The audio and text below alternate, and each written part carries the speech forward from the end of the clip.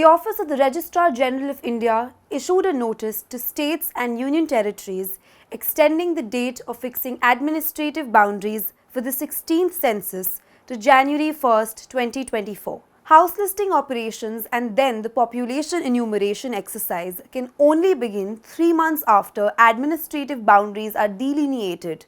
This two-step process would then take approximately 11 months to conclude.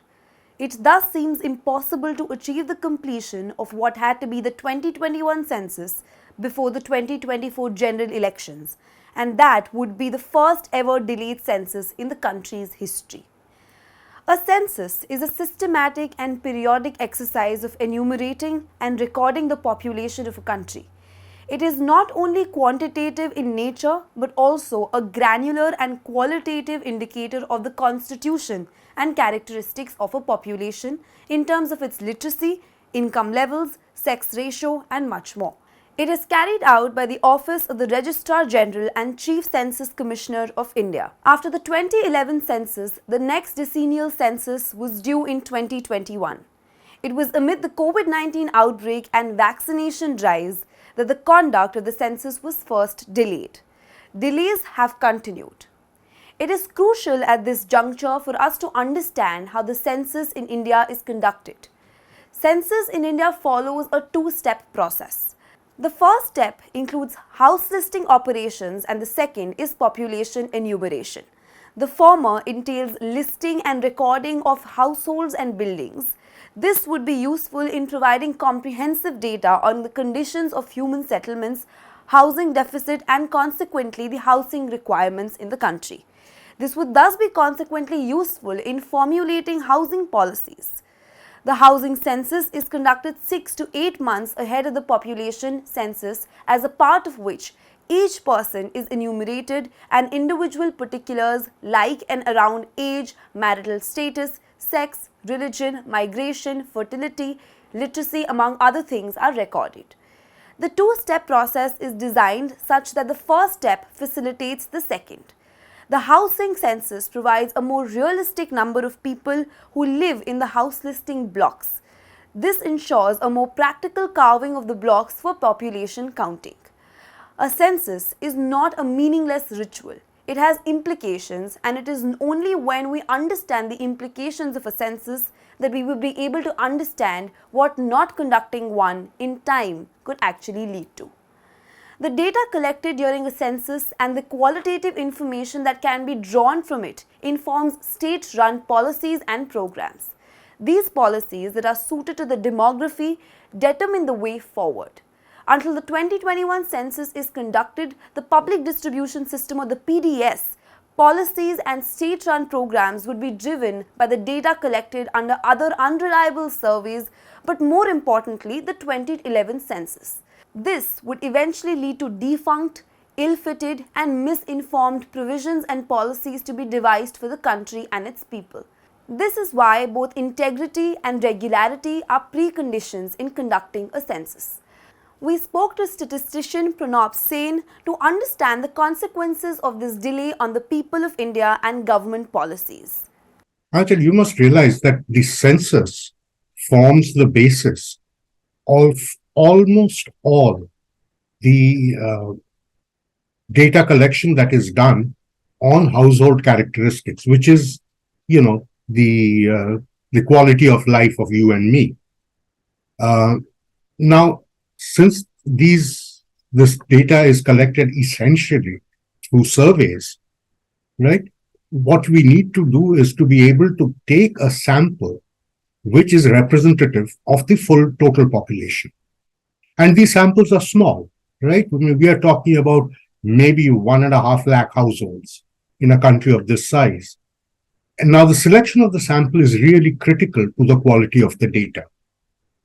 So if the census doesn't exist or the census is old, then the representativeness of the sample that we draw becomes less.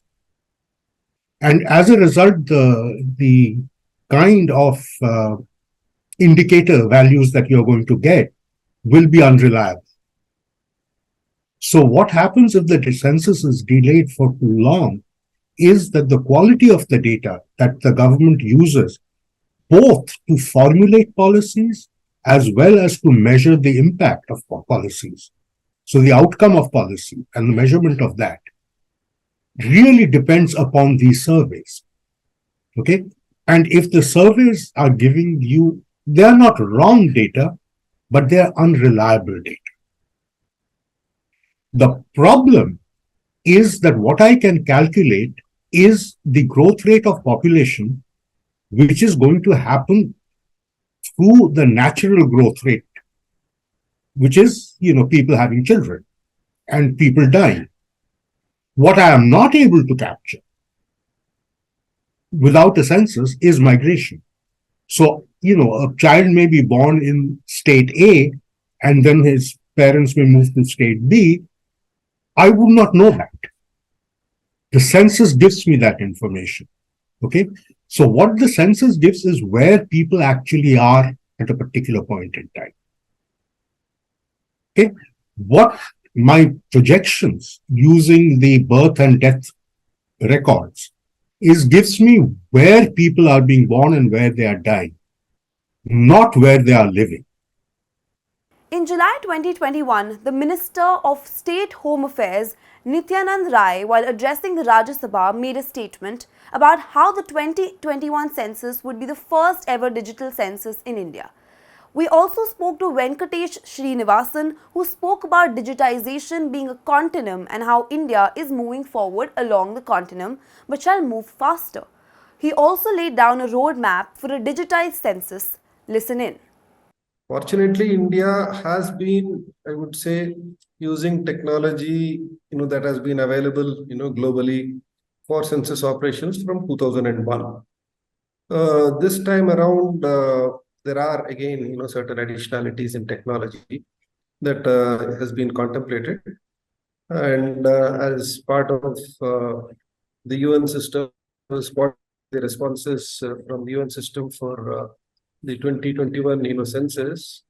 So one of the things that they're going to deploy is use of mobiles for capture of data from the by the enumerators of the people who are being interviewed.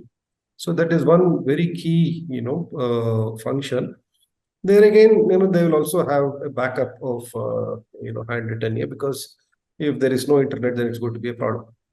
Then the other thing that they have done is that they're using some GPS to earmark the boundaries for the enumerators, the basic units for the census. For that, again, technology is being used. So these are two things that have been done, and then there are some management systems that have been used. See, the point of the point that you brought up on digital census. See, anything moving away from physical forms of data collection is digital. Right. So now what they have done, first in 2001 and 2011, they used scanners. That was also digitization. But then that was not sufficient. So now they have gone into data capture, which is enumeration, where they're using mobiles. That is a major departure in this country. And globally also, this is one of the important aspects of here. So that has been completed. That is being adopted now. Now the next stage would be to think of whether we can have census-based, computer-based, censuses. So there'll be a lot of debates. India being a democratic country, there'll be the discussions on privacy, and data security and so on. When you respond as a citizen, the questionnaires that you fill in on the computers. So then, so that will be the next stage of digitization. So we cannot say that full is this 2021 census or whatever is going to happen next year.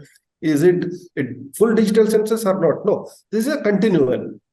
So digitization is a continuum, and we are moving on that continuum.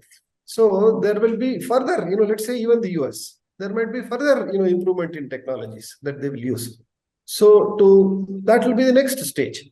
So we are on a continuum, and my plea is that we should hasten on the continuum, on moving along the continuum at a more faster speed.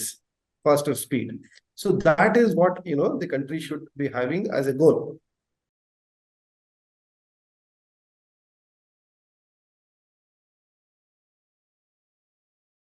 To receive instant updates on all videos from The Wire, click the subscribe button and hit the bell icon. Pay to support independent journalism. Click the link in the description and choose the amount you want to pay.